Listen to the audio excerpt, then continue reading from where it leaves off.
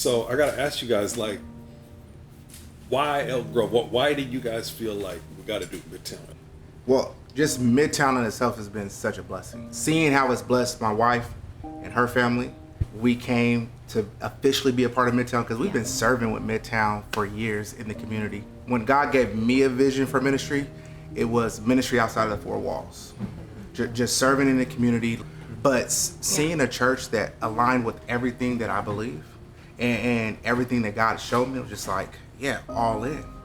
The church serves on Sunday, but as he's always preaching and sharing with like us, it's like ministry outside of the four walls. It's what we're doing when it's not a Sunday.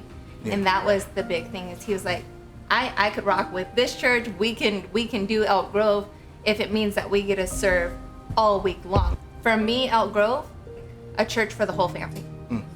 I want the most broken person to feel that they could enter the church without judgment, without reservation. And I think that's a special thing that's happened so far, is literally we've had people say, oh, we're family. It's just like, no, they actually let us feel like we have a seat, we have room, there's space for us.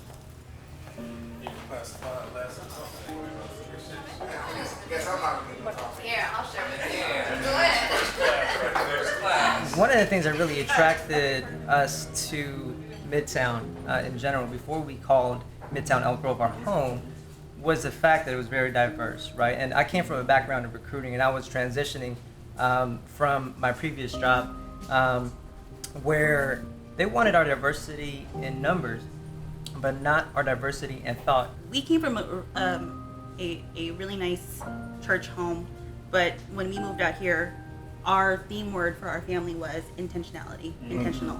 So we're going to be intentional about building community, intentional with just building relationships with people. But it took us like a year and a half to find community here in Elk Grove. And it's been amazing for us that we finally have found it through a church being planted in the pandemic, because who's planting a church during a pandemic? But for us to be intentional with, we want community, we want to build relationships, we got to hop on this Zoom call. We're going to log onto this computer, turn on our camera, and we're going to be vulnerable and talk about what our struggles are with kids at home and stuff like that. So for us, this church has just been the biggest blessing for us, because it meets the needs for our entire family.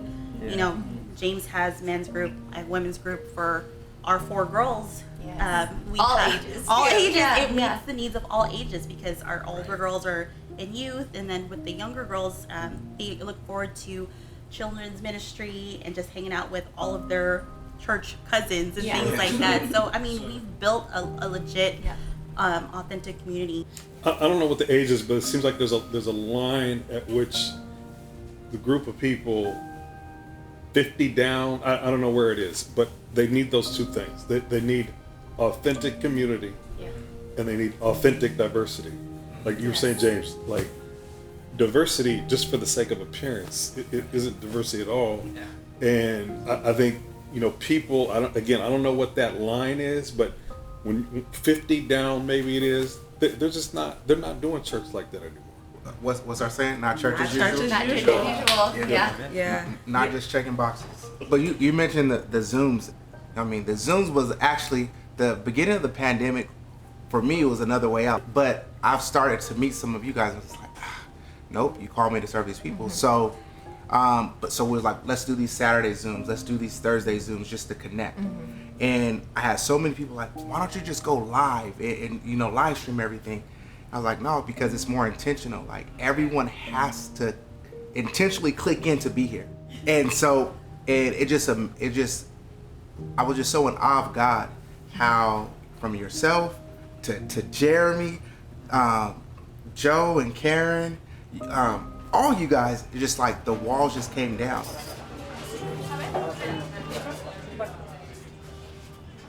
What are you most excited about in this next season?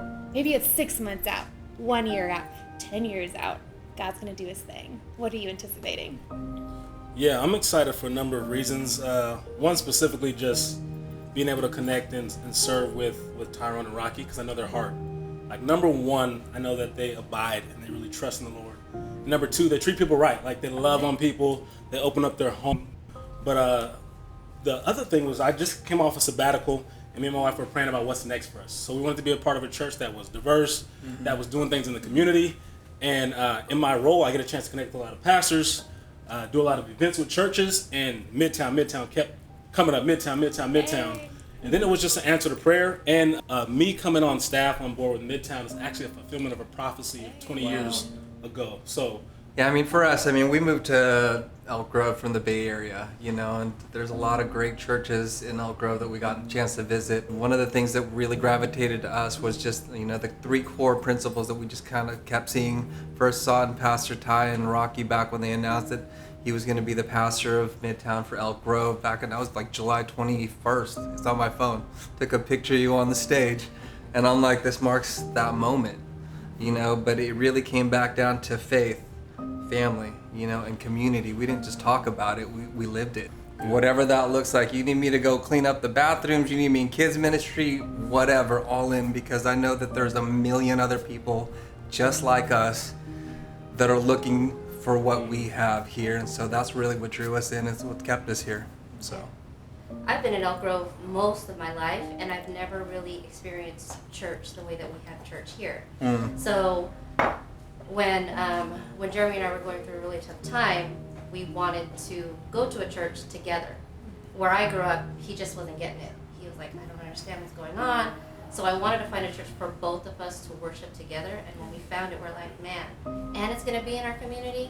We have to do this. We have to. This is just it. And then as we started meeting everybody through Zoom, crazy enough, you know, walls did break. And I am a very, very, very shy person. So I was like, man, how am I going to break these walls even on a Zoom call? I don't even break these walls with my friends, with my closest friends sometimes. But the conversations that we've had, like, they are authentic. They are deep. And that's what I love the most about it. When I look around this island in your kitchen right now, like, I see Midtown. Yeah. This is who we are. We go across the spectrum. We cross all cultural boundaries. And I'm really proud of who you put together. And I'm really expectant because God is going to do something great. No doubt. Yes. No doubt. Not church as usual. Not church as usual.